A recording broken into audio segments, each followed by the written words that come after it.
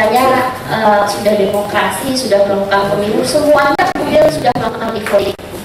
Lalu saya sedikit melakukan research dari sebuah penelitian yang dilakukan untuk Norwegia. Saat ini ada 31 negara di dunia, hanya 31 negara di dunia yang telah atau pernah menggunakan e-voting dalam proses pemilunya. Penelitian ini pada tahun 2012. Di peta ini terlihat bagaimana kemudian kebanyakan itu ada di daerah Amerika, lalu kemudian di daerah Asia, Eropa dan Asia. Tapi meskipun katanya seperti ini, sebenarnya hanya empat negara di dunia ini yang menerapkan e-voting secara menyeluruh di semua wilayah di negaranya, hanya 4. Bahkan kalau kemudian kita mendengar bahwa e-voting banyak dilakukan di Amerika Serikat sebagai salah satu kelompok dari 1970, e-voting pun tidak dilakukan secara menyeluruh atau nationwide di Amerika Serikat. 4 negara ini adalah hanya Brasil, Filipina, India, dan Venezuela. Dari 8 negara, ada 8 negara yang melakukan e-voting, tapi tidak hanya sebagian wilayah. Ada kemudian negara-negara seperti Indonesia yang kemudian melakukan pilot tentang e-voting ini. Tapi yang menarik adalah dari negara-negara maju ini, ada 3 negara yang sebelumnya menggunakan e-voting, lalu kemudian mereka memutuskan untuk tidak menggunakannya kembali. Dan negara-negara ini adalah negara-negara yang kalau bisa dilihat dari segi ekonomi cukup maju, dari segi kalau argumennya adalah mereka siap dari segi teknologi, ya seperti Jerman, Belanda, dan Paraguay. Mereka tentunya tidak akan mengalami kendala yang mungkin nanti akan dihadapi di Indonesia, bagaimana kesiapan masyarakat, bagaimana kesiapan penduduk untuk melaksanakan menggunakan teknologi tersebut. Dari ada 9 negara yang melakukan uji coba lalu memutuskan untuk tidak melanjutkan. Jadi kalau yang 3 negara tadi yang Jerman, Belanda, dan Paraguay, mereka sudah melakukan e-voting, bukan hanya pilot, tapi akhirnya mereka memutuskan untuk sebaiknya tidak diteruskan lagi. Sementara ada 7 negara termasuk Indonesia, Bangladesh, Bhutan, Ekuador, Mongolia, Nepal, dan Rusia yang saat ini masih dalam proses uji coba e-voting ini. Yang menarik untuk dilihat adalah bagaimana kemudian pola melihat dari segi wilayah, semakin banyak negara-negara di wilayah Asia yang tertarik untuk melakukan e-voting. Dan negara-negara yang relatif lebih maju seperti negara-negara di Eropa itu justru kemudian menarik diri atau lebih kemudian berhati-hati dengan menggunakan e-voting. Dari 8 negara di Eropa yang menggunakan e-voting, sebagian besar mereka tidak lagi menggunakan e-voting. Hanya ada 2 yang saat ini menggunakan e-voting di beberapa wilayahnya. Kemudian pertanyaannya, pola apakah seperti ini? Apakah ini adalah euforia yang terjadi di Asia? Bagaimana kemudian menggunakan teknologi atau tidak? Tapi kalau kita melihat beberapa contoh, misalnya di Irlandia dan Finlandia, Mahkamah Konstitusinya lalu kemudian memutuskan untuk tidak melanjutkan pilot e-voting ini karena adanya ketidakpercayaan, kebanyakan adalah tidak percaya kepada masyarakat, atau kemudian satu lagi adalah pemangku kepentingan seperti misalnya dari oposisi, masyarakat sipil, pemilih, lalu tidak mempercayai e-voting itu merupakan solusi yang kemudian dari masalah yang mereka hadapi. Satu catatan adalah saat di negara India sekalipun, salah satu player e-voting di wilayah Asia, mereka tidak luput dari kelemahan e-voting. Pada tahun 2008 mereka sangat KPU di India sangat yakin bahwa sistem e-voting mereka sangat handal, tidak bisa ditembus. Lalu kemudian ada sebuah penelitian akademis yang ternyata menemukan kelemahan dari e-voting sistem di India ini. Kelemahannya di mana? Kelemahannya bukan dari segi teknologinya itu sendiri, tapi ketika e-voting itu tidak digunakan, mesin itu kan harus disimpan. Proses penyimpanannya menjadi bermasalah karena siapapun kemudian yang memiliki akses terhadap mesin itu, dia kemudian bisa memanipulasi suara dalam mesin itu.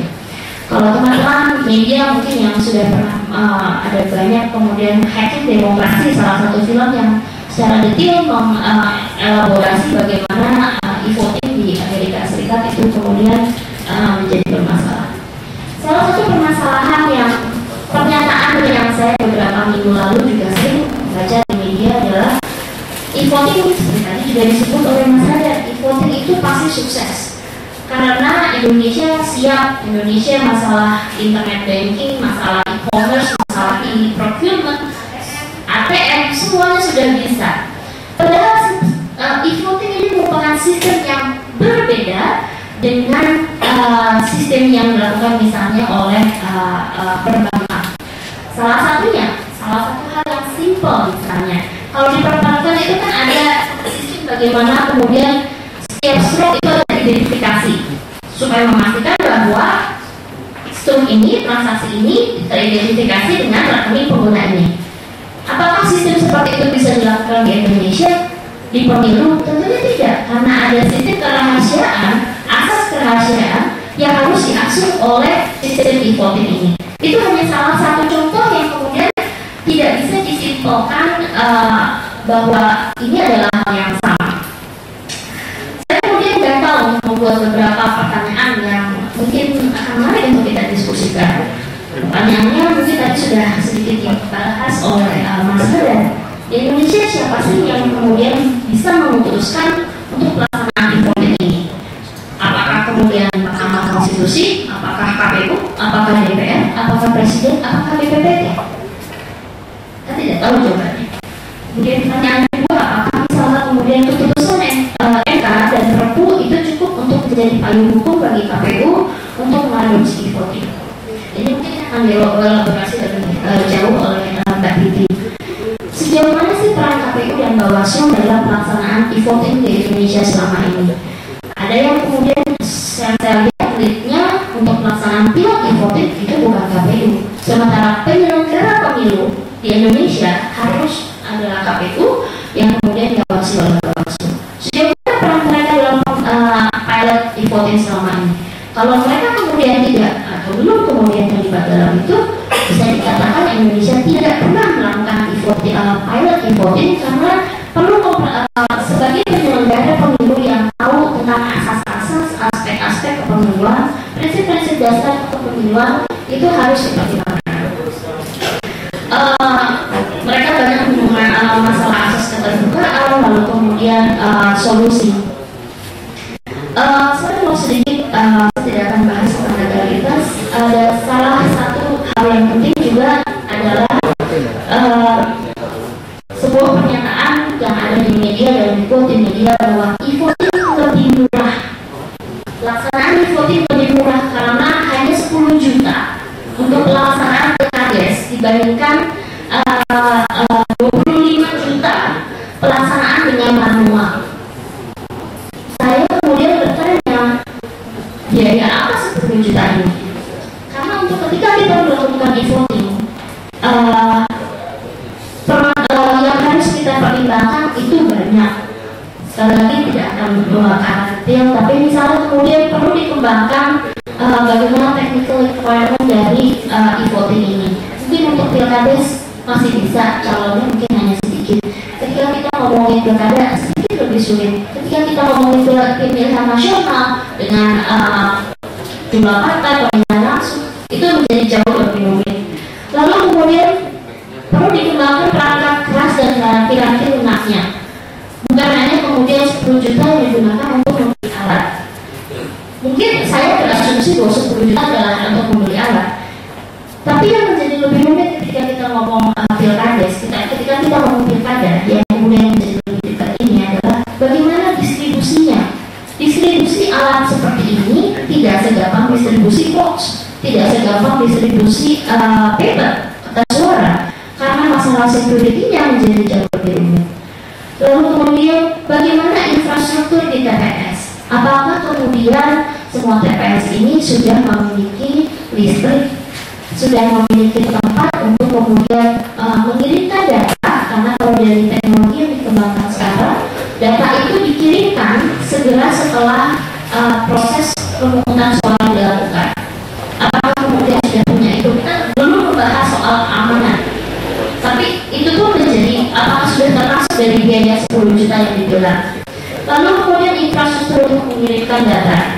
bagaimana kemudian mesin e-voting ini kemudian akan disimpan. Apakah kemudian disimpan di KPU? Apakah kemudian disimpan di KPU-nya di mana? Karena jumlahnya juga tidak sedikit. Misalnya kemudian kalau kita menyimpan laptop kita di luar, tentunya juga akan merusak mesin tersebut. Belum masalah service, maintenance, replacement kalau ada yang sulit, kalau ada yang rusak. Lalu kemudian sertifikasi. Di hampir semua negara memang belum ada international standard dengan pelaksanaan e-voting, tapi di hampir semua negara diperlukan sebuah badan independen yang melakukan sertifikasi terhadap mesin-mesin tersebut, memastikan bahwa mesin ini sesuai kayak ISO, sesuai dengan standar, sesuai dengan requirement, sesuai dengan persyaratan yang ada. Dan ini harus dilakukan oleh badan independen dari KPU, independen dari pemerintah, independen dari badan pihak yang mengembangkan alat tersebut. Perlu ada juga biaya untuk pengujian. Pengujiannya mungkin selama ini yang ada di media juga hanya penguji yang 93% masyarakat mengetahui, 93% terang. Itu bukan apa-apa, karena pengujian yang dilakukan untuk melakukan e-voting itu ada kemudian stress level misalnya. Bagaimana kemudian e-voting, ketika e-voting dilakukan di pilkada, dilakukan serentak, apakah kemudian networknya cukup? Bagaimana kemudian ketika jumlah pemilih menjadi lebih besar, apakah kemudian itu mesin tidak rusak? Ada banyak pertimbangan, macam tes yang harus dilakukan ketika kita melakukan e-voting ini misalnya. Lalu kita juga membahas tentang human resources, infrastruktur. Kita perlu melakukan restrukturisasi dari KPU sendiri, karena perlu komponen yang sangat besar untuk KPU mengetahui mungkin dari komponen IT-nya. Jangan sampai kejadian yang terjadi di KPU di Filipina terjadi di Indonesia, ketika KPU sebagai penyelenggara pemilu menjadi tergantung kepada vendor teknologi ini. Ketika kemudian KPU tidak memiliki, tidak mengetahui, tidak melakukan sebelumnya, akhirnya yang bisa memecahkan masalah adalah si vendor. Kemudian yang akan bertanya adalah apa? Kelompok di luar itu yang akan bertanya bagaimana kemudian dengan mudah vendor ini memanipulasi suara jika kemudian tidak sama. Lalu kita juga membahas tentang voter education. Lalu umur dari teknologi. Kita tahu bagaimana berapa mata. Kalau selalu dibilang kan menggunakan teknologi jadi bisa dilakukan berkali-kali. Teknologi juga punya umur. Apakah kemudian e-voting ini bisa digunakan selama 5 kali pemilu supaya kemudian break-even point? Tidak bisa, karena itu pun menjadi bermasalah. Jadi apakah 10 juta itu sudah mencakup biaya yang tadi saya sebutkan? Belum ada satupun di Indonesia, kalau saya tidak salah, yang kemudian melakukan analisa atau visibility study ini yang kemudian perlu dilakukan secara mendalam, bukan hanya dari segi teknologi, bukan hanya dari segi ketika pelaksanaan, tapi secara komprehensif. Mungkin itu saja. Terima kasih banyak Mbak Tasya atas penjelasannya. Jadi sebelum menggunakan atau mengubah suatu sistem perlu banyak kajian mendalam yang komprehensif. Tadi Mbak Tasya sempat menyebutkan perlu diperhitungkan juga biayanya, bukan hanya biaya membeli alat, tapi bagaimana merawat alat itu, bagaimana distribusinya, apakah infrastruktur di setiap TPS sudah siap, lalu keamanannya, lalu belum service maintenance-nya, belum human resources-nya. Jangan sampai penyelenggara pemilu yang bertugas dan tanggung jawab untuk menyelenggarakan pemilu justru dia harus bergantung pada vendor yang kita tidak bisa awasi. Lalu umur teknologi itu juga perlu dihitung, karena saya sendiri HP saya setiap tahun bisa rusak. Apalagi mesin ini harus ada perawatannya dan tempat ibaratnya, dan saya juga bingung. Selama ini kotak suara saja bisa sampai memutar gitu, karena tidak ada gudang, tidak ada tempat penyimpanan. Lalu ini disimpan di mana kalau memang ada mesin impor. Nah, untuk selanjutnya mungkin Mas Rulo bisa menjelaskan kepada kita kira-kira lalu bagaimana pengawasannya gitu. Silakan Pak Ahmad. Terima kasih Bapak Ibu sekalian, harus mungkin hormati dan saudara-saudara sekalian.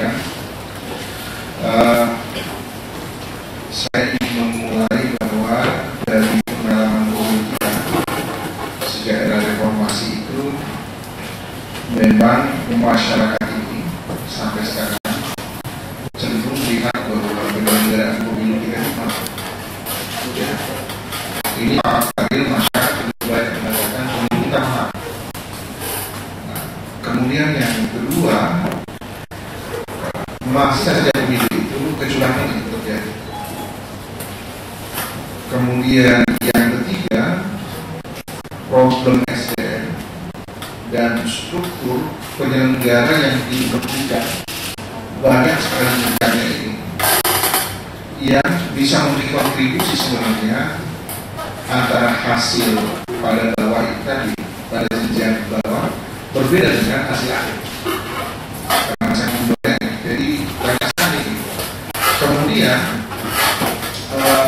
yang keempat adalah setiap kali penyelenggaraan pemilu pasti yang berujung pada wilayah sengketa. Nah, saya memulai dari yang pertama tadi, pemilu yang terlampau mahal. Salah satu penyebabnya kemungkinan besar memang karena faktor logistik. Ya. Faktor logistik yang begitu banyak, tidak hanya persoalan surat suara, tapi yang lain-lainnya, termasuk dana kampanye mungkin yang tidak ada batasan ya, dan sebagainya itu menjadi penyebab kontribusi mahalnya pemilu. Kemudian yang kedua, pemilu curang sebenarnya tidak boleh dititikberatkan saja pada wilayah aktor yang bernama penyelenggara pemilu, tetapi ya aktor-aktor lain juga ikut berkontribusi, ya pesertanya terutama karena peserta ini kan yang relatif mampu menggoda dan dia punya duit. Tidak ada yang namanya penyelenggara itu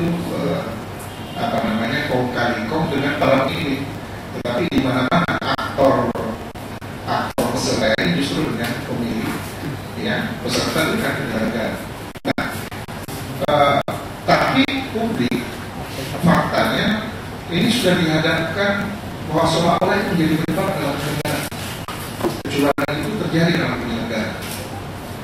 Nah, dan tidak dapat dimungkiri hasil pemilu 2004 misalnya sudah ditemukan bahwa memang penyebab salah satunya karena di TPS ya, itu 2004 kesimpulannya.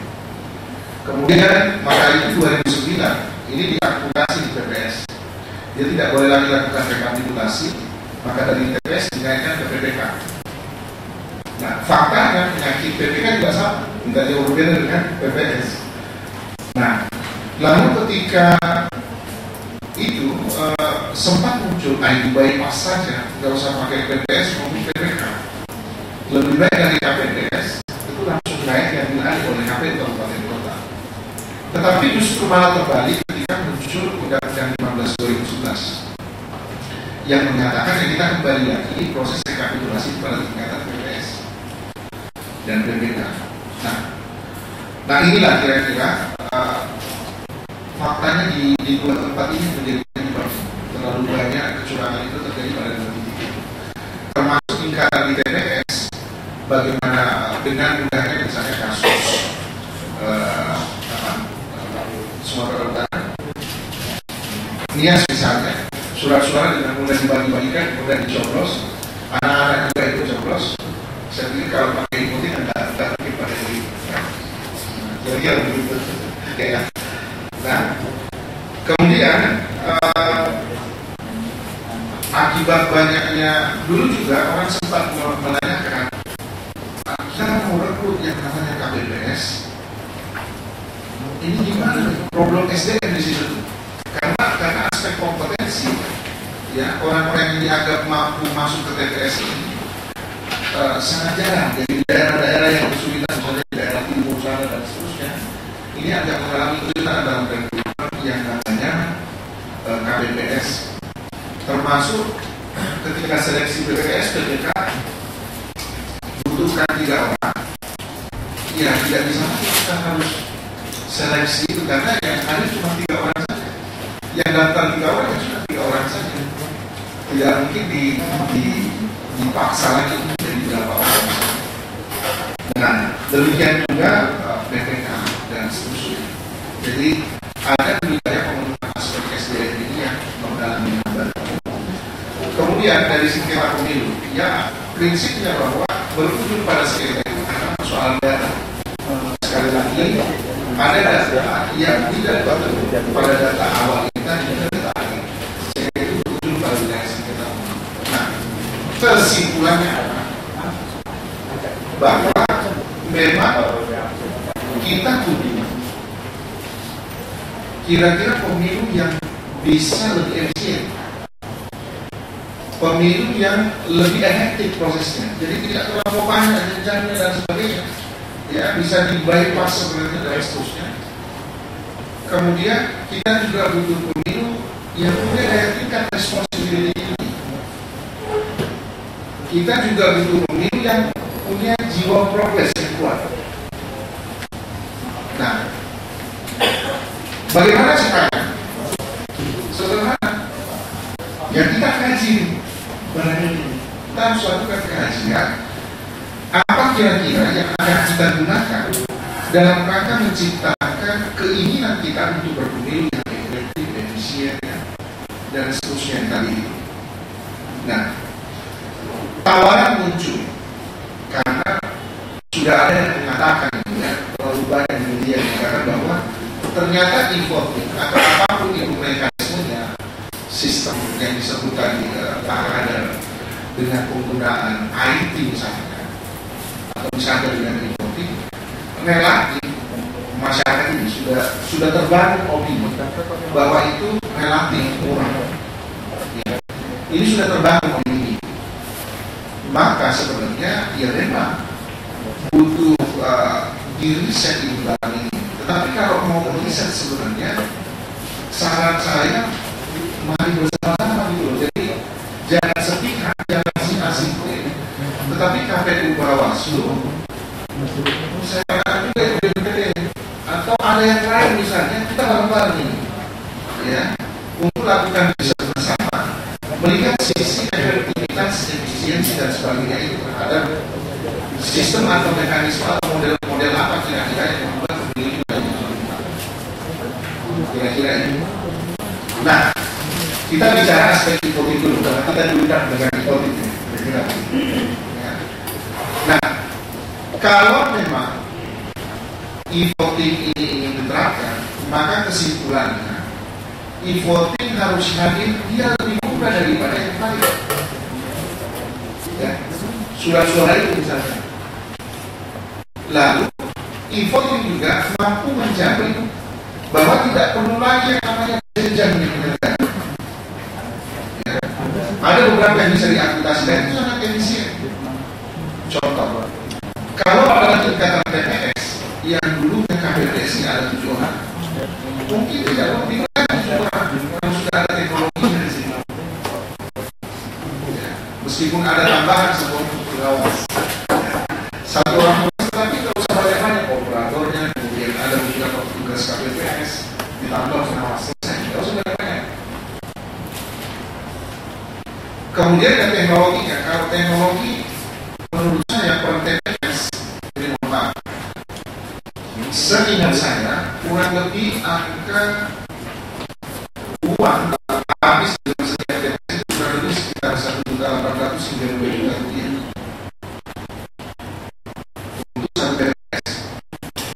Jadi biaya KPPS-nya, ya, biaya pembangunan TPS, belum lagi tadi belum termasuk formulir dan sebagainya TPS. Kalau kira-kira e-voting mampu dibawa dari itu sudah sangat luar biasa. Sekaligus sebenarnya kita juga akhirnya tidak butuh lagi namanya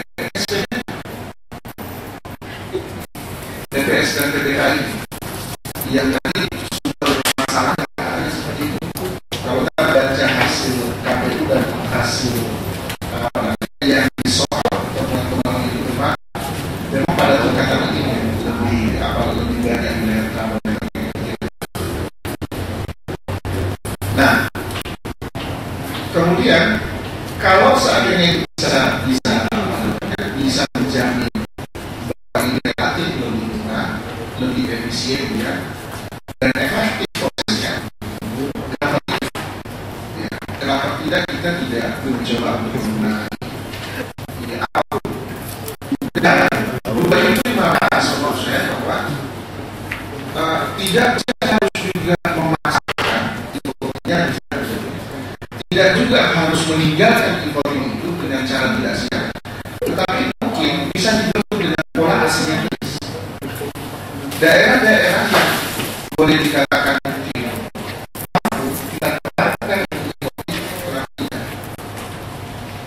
tetapi sebaliknya daerah-daerah yang agak ragu memaksakan, ya jangan dipaksakan, pakai saja pola jadi tetap fix mulai. Nah, kalau kita tidak mencoba, kita akan tidak bisa melihat hasilnya. Kalau kita tidak mencoba, tidak akan bisa melihat hasilnya. Sehingga Bawaslu justru malah sangat menghendaki kita justru malah mencoba di barang ini. Karena kita tidak bisa mengukur sejauh mana sisi efektivitasnya. Nah, jangan-jangan kajian begitu banyak, tapi justru malah tidak ada yang begitu banyak tertutupi. Ya, kalau saya bisa saja misalnya begini, mohon maaf tidak bermaksud mohon maaf saya. Ada juga vendor mungkin yang dulu sudah bermain misalnya di KPU dan sebagainya, sudah terbiasa cetak suara-suara. Saya titip pesan aja sama Anas supaya kembali aja suara-suara. Bisa saja begitu. Atau mungkin yang minta e-voting, ya itu tadi ada juga sponsornya, misalnya seperti itu. Jadi untuk menjamin menurut saya sisi objektivitasnya tidak ada salah kita coba, tetapi jangan dipaksakan. Jangan dipaksakan pada daerah-daerah yang memang tidak mungkin bisa karena faktor SDM dan sebagainya. Saya pikir banyak daerah-daerah kita 204 ada 204 nah, 204 provinsi plus kabupaten kota yang akan dikerjakan dengan kepala daerah. Kenapa tidak? DIY itu ada 3, menurut saya DIY sudah ready kalau persoalan itu. Ya, misalnya banyak mahasiswa yang tinggal dilatih, ya, dari tenaga operator dan sebagainya selesai. DKI Jakarta sudah banyak, tapi saya tidak ada negara yang lagi sudah habis. Sama dengan Aceh itu sudah selesai 2018. Saya pikir itu yang bisa saya sampaikan. Prinsipnya pun juga bagaimana cara mengawasi. Dan tentu aspek pengawasan ini saya tidak bisa bercerita banyak karena kita belum bisa nih menguji bagaimana cara mengaudit alat itu sendiri. Kita belum mengetahui apa kelebihan, apa kekurangan dan sebagainya. Nah, Bawaslu yang harusnya kan ada semacam audit terhadap alat itu sendiri, ya, untuk mengetahui kira-kira apa kelebihan. Saya pikir itu dulu yang bisa saya sampaikan. Kita akan berdiskusikan. Terima kasih. Assalamualaikum. Terima kasih banyak Pak Mas. Jadi memang sebelum menerapkan satu sistem terutama e-voting ini kan sangat sensitif sekali. Jadi perlu ada kajian bukan hanya oleh pihak vendor ataupun pihak yang memang baik teknologi, tapi juga penyelenggara pemilu juga harus ikut mengkaji ini karena banyak mereka yang akan bertanggung jawab tentang penyelenggaraan pemilu. Nah di sini juga ada Mbak Titi Anggaini dari Perludem. Mbak Titi akan menjelaskan juga bagaimana sih beliau ini sudah sempat ke Australia dari KPK memantau pemilu dan di sana kebetulan juga sudah menggunakan e-voting. Kita akan mendengarkan dulu dari Mbak Titi penjelasannya kira-kira bagaimana sih Mbak? Terima kasih ya. Assalamualaikum warahmatullahi wabarakatuh. Selamat siang, salam sejahtera untuk kita semua. Rekan-rekan media yang saya hormati, Pak Darjumai, Mbak Anastasia, Pak Nasrullah yang saya hormati. Saya ingin menyambungkan saja berbagai substansi dan juga informasi yang sudah disampaikan oleh baik komisioner KPU kita, komisioner Bawaslu dan juga Mbak Anastasia yang banyak mempelajari pemilu dari berbagai negara, dan saya kira merupakan salah satu tempat saya belajar soal perbandingan pemilu dengan pengalaman Pertama soal legalitasnya. Secara legalitas memang pemungutan suara elektronik kalau bahasa digunakan oleh putusan Mahkamah Konstitusi ya nomor 147 tahun 2010 yang lalu sudah mendapatkan dasar konstitusionalitasnya karena telah dinyatakan oleh Mahkamah Konstitusi metode pemberian suara juga dianggap konstitusional kalau diberikan melalui mesin elektronik atau elektronik voting mesin. Nah, namun juga perlu kita pahami tidak lantas dengan serta-merta metode pemberian suara yang lain juga menjadi tidak dibolehkan. Dia hanya menjadi beberapa pilihan dari metode pemberian suara yang menurut Mahkamah Konstitusi bisa digunakan dalam pemilihan kepala daerah kita.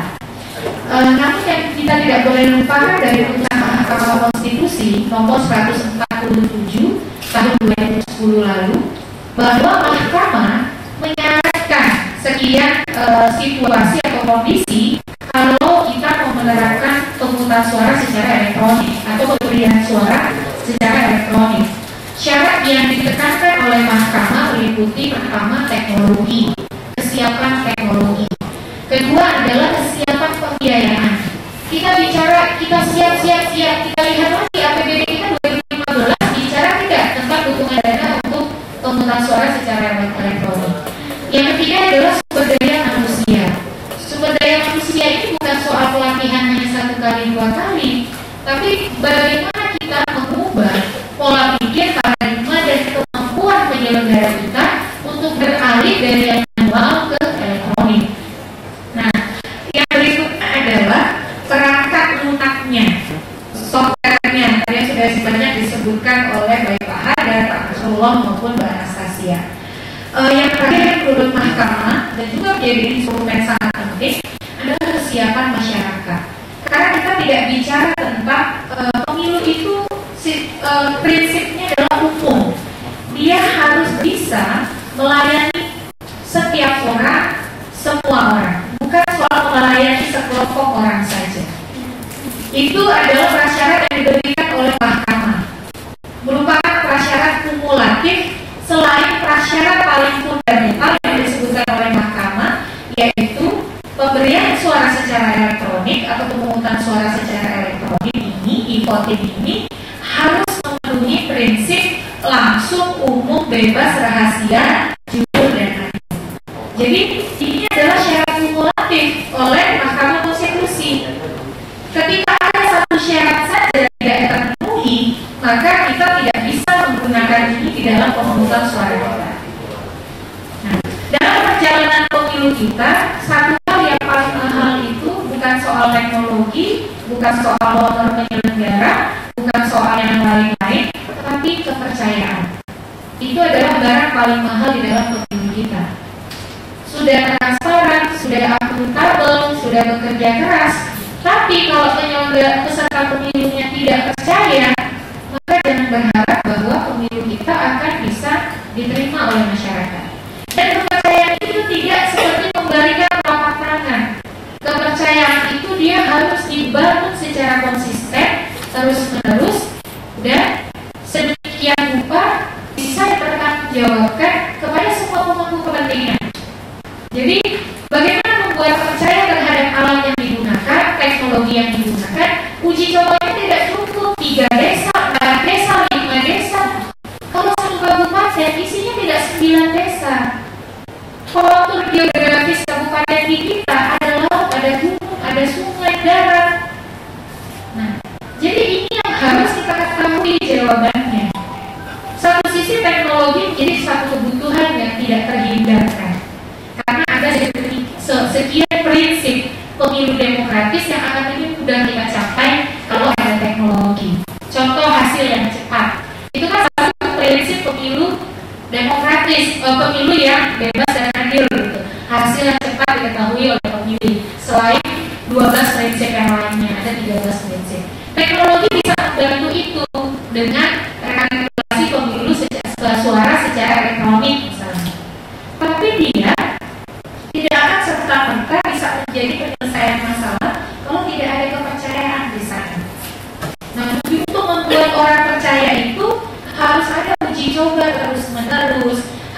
ada tadi yang seperti disampaikan audit sedemikian rupa. Ini mesinnya selesai memberikan suara. Bagaimana saya tahu bahwa benar suara saya untuk kandidat yang saya pilih? Nah, kalau yang saya lihat di Amerika itu selesai mereka memilih, saya melihat di Washington DC dan di Kentucky ya, negara bagiannya itu keluar struk, begitu. Keluar struk. Nah, apakah struknya dihitung di TPS-nya atau dihitung di polling center atau polling station pusat, begitu? Kalau di sana mereka menghitungnya tidak di TPS, jadi dikirim dulu semua ke polling centernya, pusatnya yang terdiri dari beberapa TPS, baru dihitung. Apakah ada penelitian sabar tidak masyarakat kita menunggu itu tidak dihitung di TPS?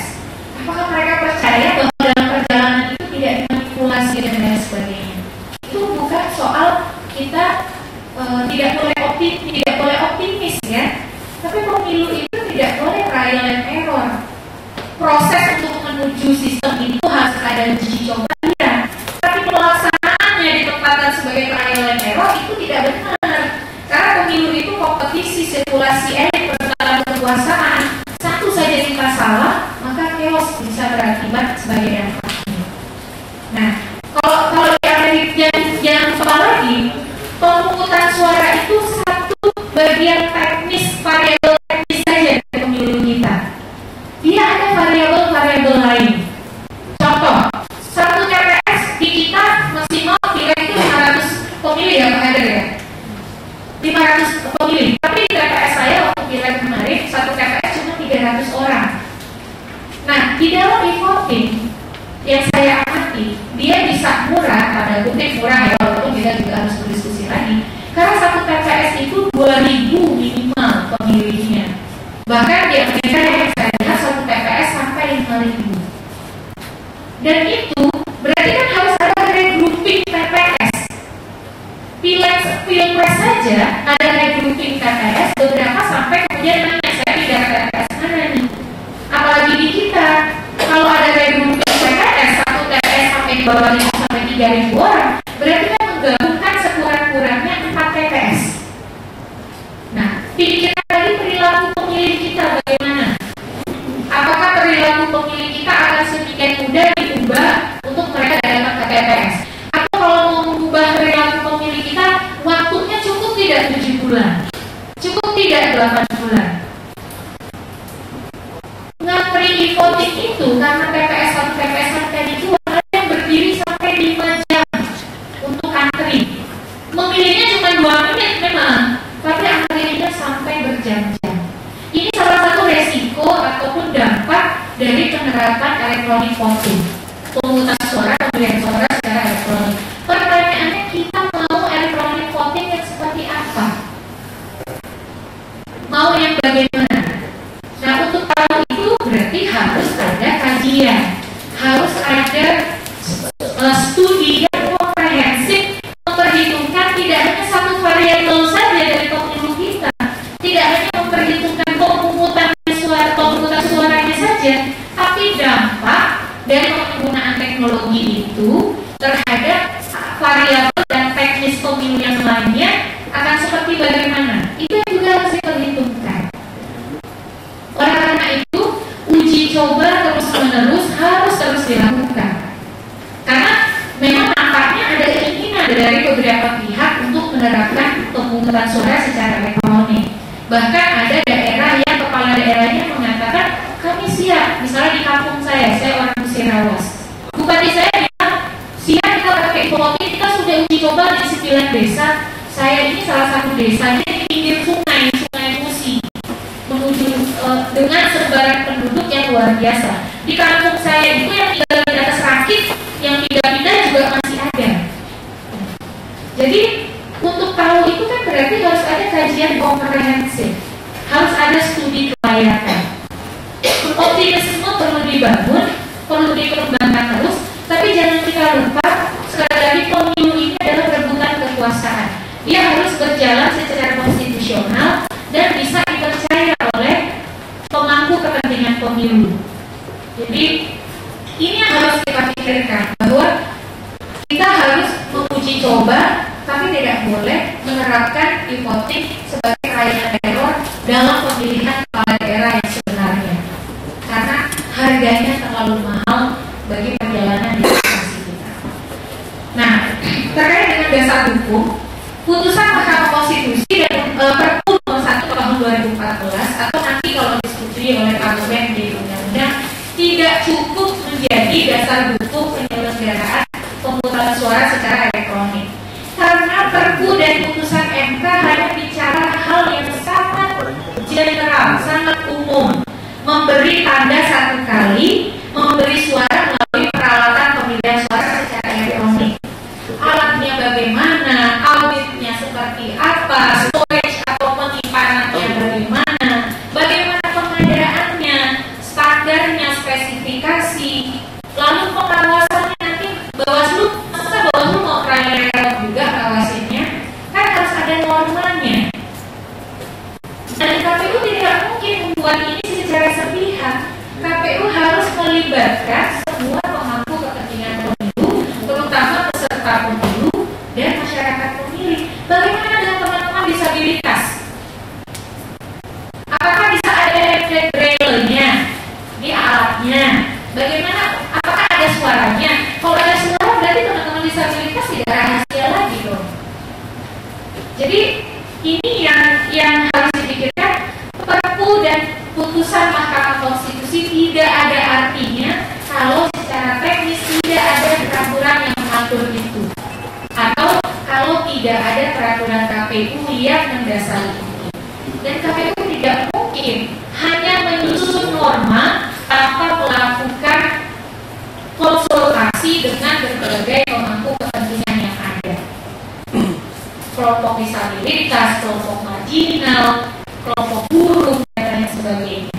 Karena alat pemungutan suara elektronik tidak serta-merta dia ada begitu saja. Nah, oleh karena itu, saya kira konklusi dari kami adalah pemungutan suara secara elektronik itu harus jadi solusi, bukan menambah masalah baru. Untuk tahu apakah dia adalah solusi atau bukan, ya caranya lakukanlah kajian, lakukanlah studi kelayakan yang menilai secara utuh berbagai variabel kepemiluan yang ada. Dan sekali lagi, KPU harus menjadi aktor, pihak yang memimpin kajian dan studi ini, bukan pihak lain. Karena KPU lah yang menurut Undang-Undang Nomor 15 Tahun 2011 mendapat mandat sebagai regulator pelaksanaan dari undang-undang. Jadi selama KPU tidak ada KPU-nya, selama Bawaslu tidak ada Bawaslu-nya, jangan mimpi kita bisa menerapkan ini. Terakhir saya mendorong KPU untuk memulai studi atau kajian ini dengan melibatkan para pemangku kepentingan. Ya. KPU lah pemilihannya, leading sektornya. Masalah KPU tahu teknis yang harus dia siapkan apa. Masalah nanti faktornya adalah BPPD, itu persoalan kemudian. Tapi KPU yang berwenang mengatakan kita siap, kita tidak siap, jangan pihak lain. Saya kira itu saja dari saya. Terima kasih banyak. Assalamualaikum warahmatullahi wabarakatuh. Terima kasih banyak Mbak Titi. Jadi bukan hanya kesiapan dalam hal tadi kesiapan teknologi, kesiapan biaya, SDM, tata lunas, kesiapan masyarakat yang disebutkan di MK, tapi juga harus ada peraturan teknis dan kajian sebelum KPU atau Bawaslu memutuskan membuat peraturan teknis itu, karena kan yang berwenang yang menyelenggarakan dan yang mendapatkan mandat untuk menyelenggarakan pemilu itu kan KPU dan Bawaslu. Jadi perlu ada kajian yang lebih mendalam dan juga melibatkan semua pihak. Dan sekarang saya akan membuka sesi tanya jawab untuk teman-teman yang ingin bertanya. Silakan katakan. Mungkin sudah paham semua untuk ada. Silakan.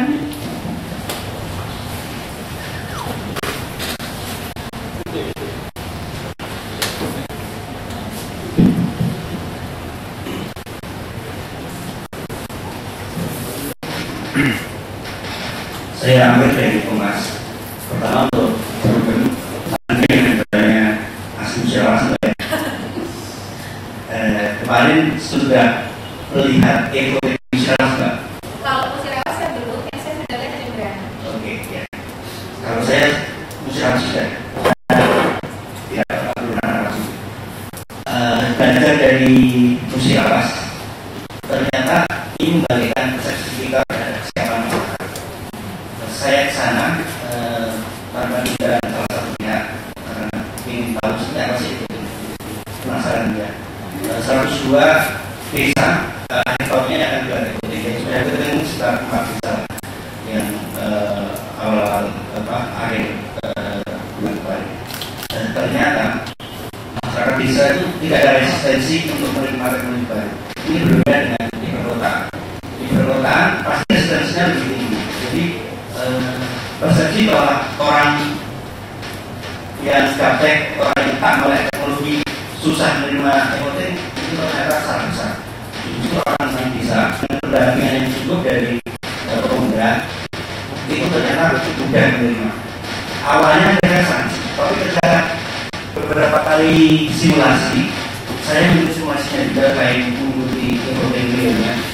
Setelah simulasi beberapa kali, mereka yakin bahwa ekonomi ternyata lebih mudah, bahkan lebih mudah dari yang manual. Saya wawancara kadang-kadang mengikuti kakek-kakek atau nenek-nenek itu sampai wawancara mereka, dan mereka clear maka ekonomi itu jelas lebih mudah daripada yang manual.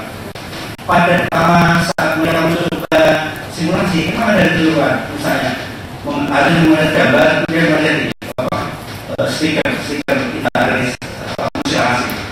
Jangan kok nggak mau, hanya dia belajar juga. Oh, balik kita dengan prosedur ini. Ada juga yang memacet ini indikator hijau itu, dia pada terus. Oh, kok nggak bisa? Ternyata bisa. Akhirnya indikator hijau itu ada di YouTube panitia, dan akhirnya beberapa kali perdagangan mereka bisa. Tapi di hari hanya itu ada tidak ada peserta pilkadesnya menerima dengan baik, tidak ada yang protes, tidak ada istilahnya yang protes. 20 menit setelah TPS itu, setelah tanda tangan berita acara macam itu, pemenang itu langsung ditangkap. Dan mereka memeriksa, tidak ada kerusuhan, tidak ada yang katanya tawuran itu yang dulu katanya selalu begitu. Beberapa ya memang kental dengan fasilitas seperti itu. Bahkan katanya ada satu daerah Lombok itu karena saking jengkelnya pilkades itu selalu berantem, mereka mengingat KPU yang menyelenggarakan, padahal itu kan tidak mungkin. Nah, musyawarah akhirnya membuat kesimpulan yang menurut saya benar, yaitu untuk mengatasi kerusuhan setiap pilkada itu dia pakai ikuti. Saya tidak mau general, dan saya sudah diskusi dengan Pak Hadar bahwa oke, kita nggak ingin mengatakan bahwa ini sesuatu yang sudah layak untuk dikatakan sebuah capaian, tapi mengutip Pak Hadar ini adalah modal awal. Yang saya inginkan dari Perludem sebagai think tank persoalan itu adalah jangan sampai memberi persepsi bahwa ekonomi itu teknologi yang tinggi, high tech yang masyarakat awam itu tidak bisa melakukannya. Pertama itu. Yang kedua, jangan sampai ada persepsi juga bahwa ekonomi itu sesuatu yang berbeda.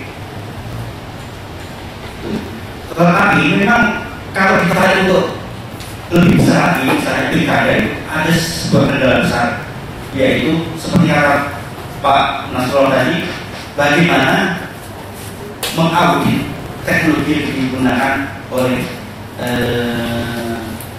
panitia atau oleh misalnya panitia KPR misalnya.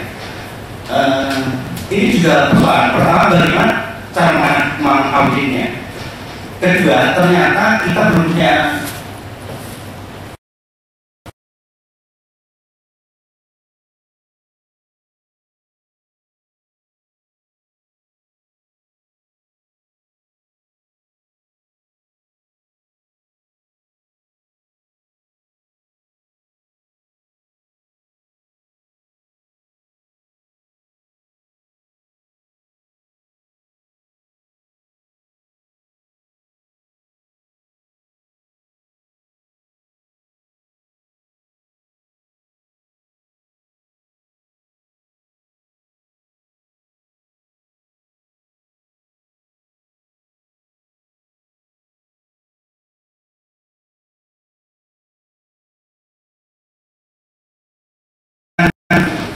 uji coba ini, artinya rencana kaji tidak cukup KPU, tetapi harus melibatkan Bawaslu dan teman-teman lain.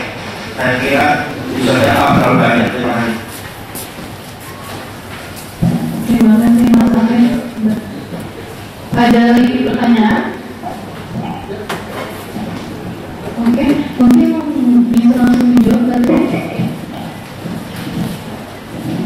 Iya, terima kasih Mas Amir. Saya kira saya sepakat ya dengan dua poin yang tadi disampaikan. Oleh karena itu di dalam pernyataan pers ini kami di poin kelima menyebutkan jika ini menerapkan e-voting maka dapat dilakukan bertahap dan tidak harus di seluruh wilayah Indonesia. Dalam arti e-voting bisa dilakukan untuk pemilu pilkada di daerah-daerah yang secara kajian sudah siap untuk melakukan itu. Modal dasar kita itu adalah kajian itu, studi itu. Pernyataan-pernyataan soal kesiapan itu harus terukur. Tidak bisa kemudian hanya klaim-klaim begitu saja, tapi klaim itu didasari oleh sekian fakta, sekian temuan, sekian bukti yang memperkuat pernyataan bahwa daerah itu sudah siap. Nah, untuk menyatakan suatu daerah siap atau tidak, kajian itu yang harus kemudian direview oleh KPU dengan melibatkan para pemangku kepentingan. Makanya tadi kita menyebutkan soal bagaimana dengan hak penyandang disabilitas, bagaimana kemudian dengan teman-teman dari misalnya kelompok marginal. Nah, ini yang menjadi catatan dan tantangan adalah uji coba. Tapi uji coba itu tidak boleh dilakukan pada saat pilkada.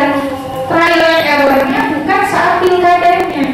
Uji cobanya adalah menuju pilkada ketika kita sekian uji coba itu sudah menyatakan diri siap. Gitu. Jadi dan seperti tadi pengawasannya seperti apa? Karena di Perpu nomor 1 tahun 2014 logika pengawasan yang digunakan masih logika pengawasan pemungutan suara secara manual. Bawaslu sendiri harus menyiapkan perangkat teknis untuk itu. Bagaimana nanti pola pengawasan dari apa di TPS? Pemantau pemilu juga harus mengupdate dirinya, menyesuaikan dirinya, karena memantau yang manual dengan memantau yang elektronik pasti berbeda. Jadi ada panduan yang berbeda. Oleh karena itu untuk menuju ke arah sana, kita harus melakukan kajian, menyiapkan diri, melakukan uji coba terus-menerus terhadap alat, terhadap kesiapan masyarakat, dan juga melatih penyelenggara agar nanti kita bisa punya hitungan-hitungan yang lebih pas untuk penyelenggaraan pemungutan suara secara elektronik. Bayangannya akan seperti apa? Setelah dari TPS ini akan kemana? Lalu kemudian petugasnya harus berapa orang? Itu kan harus ada situasinya, harus ada uji cobanya begitu. Kalau di Filipina itu kan mereka pelatihannya yang benar-benar selidiki itu smart metric ya waktu itu ya. Dan yang paling penting catatannya adalah KPU tidak boleh diatur oleh vendor. KPU lah yang harus mengatur karena KPU sebagai penyelenggara. Jangan kemudian ketika harus menjelaskan pemungutan suaranya, yang menjelaskan vendornya. Penyelenggaranya hanya menyetujui saja apa yang disampaikan oleh vendor. Itu yang tidak boleh bagi kami. Tapi saya mendukung bahwa yang terjadi di Musirawas, inisiatif merupakan modal untuk terus kita uji cobakan. Tapi pendekatan-pendekatan untuk menyatakan kita siap atau tidak siap harus berbasis dengan argumentasi yang kuat.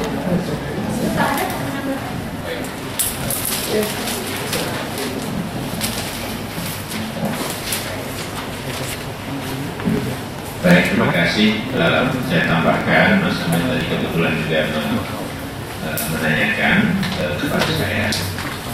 Nah, jadi sebelum saya jawab langsung tentang bagaimana auditnya di dalam khususnya kita ini sangat beragam ya. Jadi akhirnya untuk kita bisa memastikan sesuatu sistem itu siap digunakan, maka kita juga harus melalui proses yang pengujiannya juga cukup luas atau komprehensif. Nah, jadi bahwa di satu tempat dalam skala kecilnya, tempat yang kecil itu berhasil, tentu kita senang mendengarnya. Tetapi bahwa kemudian kita berani mengatakan atau cepat mengatakan ini semuanya sudah siap, saya kira itu keliru. Karena lagi-lagi keragaman masyarakat itu sendiri dan keragaman dari hal-hal yang terkait dengan apa yang kita mau bangun dengan sistemnya ini, banyak aspek yang harus kita lihat. Saya kira Mbak Nas, Mbak Titi tadi banyak sekali membicarakannya. Nah, tentu kami akan mengambil peran ini tanpa dengan ambisi yang gede-gede amat, tetapi ini juga satu tantangan sekaligus juga undang-undang mengatakan ini juga kami. Jadi kami akan mengambil peran ini dan akan insya Allah mempersiapkan itu. Dan tentu Mas Nasrullah tadi saya tidak menyebutkan belum sampai di dalam tim ini pihak Bawaslu, perwakilan Bawaslu juga belum masuk. Ya. Bukan hanya background IT, misalnya kita ambil beberapa universitas yang punya reputasi yang bisa kita pegang terkait isu ini, kemudian lembaga-lembaga kajian atau penelitian, para ahli pemilu dan sebagainya, termasuk juga teman-teman civil society yang memang paham betul, mengikuti betul, peduli betul, gitu ya. Tapi juga tim ini tidak bisa juga ratusan, gitu ya. Nanti repot juga kerjanya juga ratusan. Tetapi nanti prosesnya akan bertahap, ya, itu partisipatif. Setiap tahapan terjadi nanti di share, didiseminasi, diuji, minta masukan dan seterusnya. Gitu ya. Nah, demikian juga uji cobanya. Lagi-lagi Indonesia itu begitu besar, nggak bisa kita hanya menguji hanya di dalam skala yang kecil atau tidak mencakup varian-varian daripada heterogenitas kita. Nah, misalnya saja saya tidak ingat angkanya, tadi saya sempat ngobrol, tapi itu ada aturan di beberapa tempat termasuk di Filipina.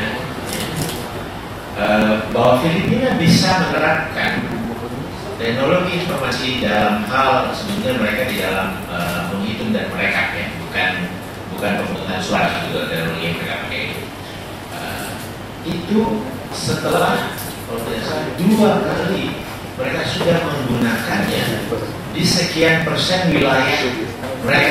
Kalau nggak salah Mindanao itu masuk di dalam sekian persen, 40% atau berapa persen gitu ya. Nah, jadi ada aturan seperti itu, baru mereka bisa melompat ke atau masuk ke skala nasional. Kira-kira begitu. Nah, kemudian ke auditnya. Nah, audit ini tentu pada tahapan mana gitu ya. Dari sistem, dari proses sebelum digunakan itu perlu dicek dulu gitu ya. Kemudian pendukung-pendukungnya gitu ya, siapa SDM-nya perlu dicek dulu dan sebagainya. Kita proses auditing. Tetapi ada juga proses di mana begitu dilaksanakan itu ada sistem audit, sistem untuk mengecek bahwa kalau hasilnya seperti ini nanti ini kayaknya hasil pemilunya sebetulnya tepat gitu. Jadi untuk yang pertama itu adalah lembaga lain, lembaga yang harusnya terpisah dari yang menyusun sistem ini gitu ya. Nah, bisa saja kumpulan para ahli, asosiasi ahli, apapun yang memang kita anggap itu credible, ya, punya dukungan dari masyarakat, atau sebetulnya secara kelembagaan. Sepengetahuan saya BPPT ini punya tugas kalau diminta mereka bisa mengaudit. Nah, hanya saja kemudian nanti akan ada pertanyaan, bisa saja BPT ini siapa ini? Nah, apakah betul-betul ini lembaga yang juga mandiri? Saya yakin ini dibangun adalah lembaga yang mandiri. Saya yakin, gitu ya. Tapi mungkin saja ada pertanyaan. Tapi yang pasti, kalau BPT masuk di dalam tim, kami ingin mengajak mereka kembali. Tentu bukan mereka yang memanit, harus mereka yang di luar, ya, yang punya keahlian, yang di luar dari tim apa yang akan dibangun ini. Kira-kira begitu. Kemudian kalau di dalam prosesnya, ya, saya tidak ingat lagi persentasenya, tapi di Filipina misalnya itu ada sekian persen, entah 1% atau lebih, ada 2% atau berapa persen ya saya lupa. Secara random TPS-nya itu langsung diaudit. Jadi saya pernah hadir di sana. Sore itu sudah ditutup, mulai dihitung, kemudian selesai gitu ya. Dari mesinnya udah keluar printnya, kemudian dari transmit dikirim ya. Kemudian datang tim audit, datang ke TPS-TPS yang memang jatuh di dalam random, yang jumlahnya sekian persen. Nah, itu dihitung. Ya, sekarang yang bukan populer ya. Kelihatannya menjadi keharusan. Kalau e-voting itu ada istilahnya paper trail yang bisa di-verify. Jadi satu kertas bukti sudah mencoblos yang bisa diverifikasi. BPT punya sebetulnya sudah membangun sistem ini. Jadi Mas Abel mungkin melihatnya langsung ya. Jadi ada kertas yang diprint kemudian dimasukkan ke dalam kotak suara kayak itu toples atau apa gitu kotak suara ya. Nah ini hanya dibuka kalau ada keperluan tertentu. Misalnya ada sengketa nanti diperintahkan dibuka proses audit ini. Nah di Filipina malam itu juga ada rombongan yang memang ditugaskan mengecek berdasarkan sampel ke TPS-TPS yang jumlahnya sekian persen. Nah itu dihitung sekali ya berapa gitu. Nah nanti bisa disimpulkan secara persentase kalau ini tidak ada perbedaan yang terlalu jauh, maka bisa disimpulkan bahwa pemilu ini berjalan dengan benar. Jadi ada sistem audit yang seperti itu, mekanisme audit yang bisa dibangun. Nah, jadi kira-kira gitu jawaban saya. Dan saya kira kita membangun sistem ke depan juga harus model seperti ini. Ya. Nah, sekali lagi yang perlu kita dapatkan sebetulnya yang paling kalau ada satu rangka kebutuhan prasyarat dan itu harus kita pastikan yang paling atas nanti sistem yang kita bangun ini itu berarti tidak cuma itu bermanfaat efektif untuk tujuannya bahwa kepercayaan dari masyarakat terhadap pemilu kita ini tercipta. Nah, ini harus dibangun. Jadi sejak kita menyusunnya, ini selalu kita harus membuka diri, menyampaikan, gitu ya. Kebetulan mungkin Mas Amir di Musirawas yang dikunjungi, masyarakat senang. Ya, oh iya, udah gampang, ini selesai. Gitu.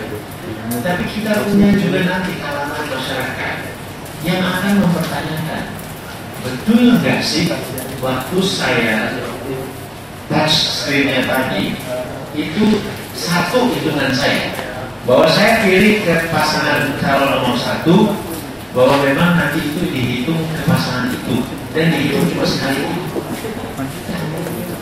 Ini akan ada nanti kelompok-kelompok yang mempertanyakan ini dan itu harus kita bisa menjelaskan. Jadi sejak awal dibangun dan di sistem ini juga harus dipaparkan gitu. Jadi orang akan mengerti.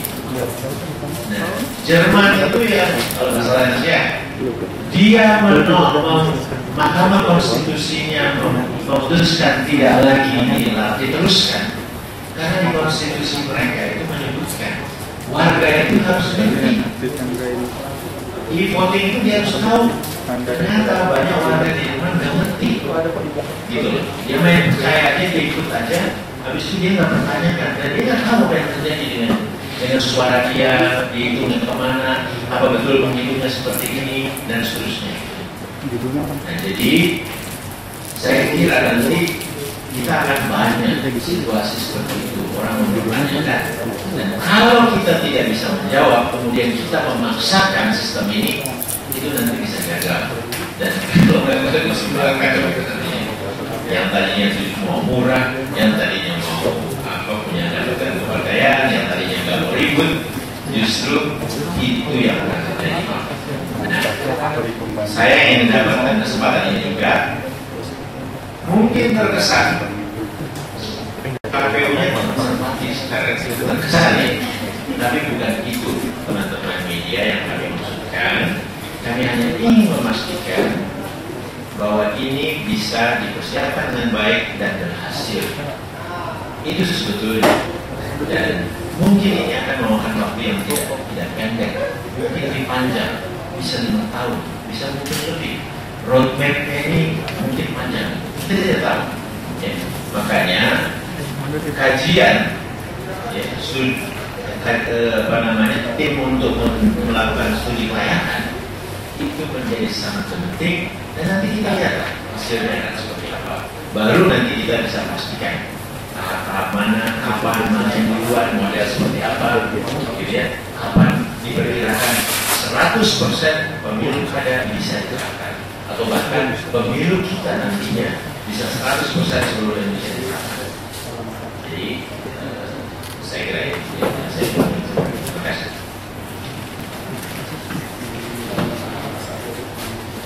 Saya akan membuka sesi tanya jawab yang kedua. Apakah ada yang ingin bertanya?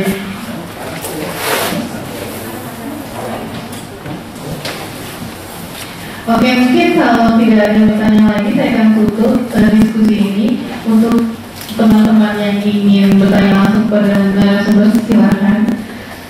Jadi terima kasih atas atensinya untuk diskusi hari ini. Semoga apa yang disampaikan bermanfaat, dan semoga kedepannya untuk voting ini sebelum diterapkan dalam pemilu kada ataupun pemilu mungkin pilkada atau pilpres, mungkin kita juga sebagai masyarakat juga bisa mengerti dan juga tahu perkembangannya dari dilakukan kajian yang benar-benar komprehensif.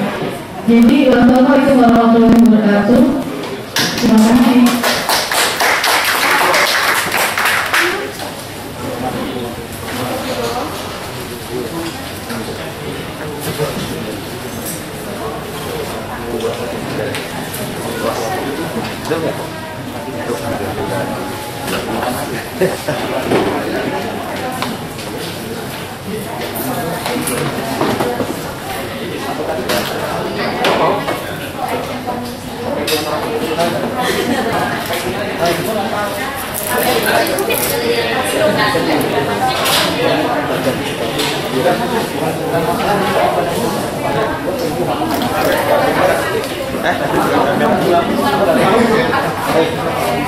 Siapa yang wakil tadi? Saya mau bayar.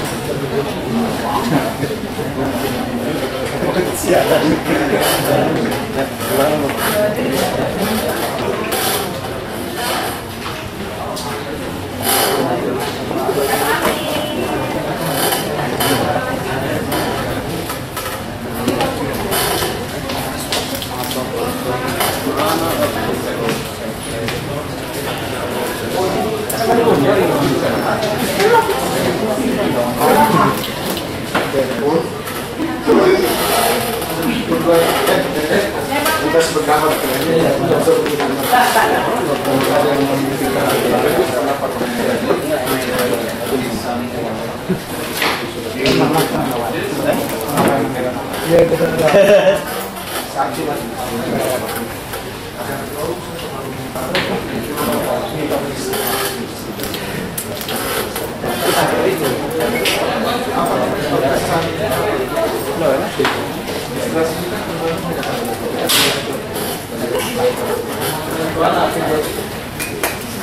Di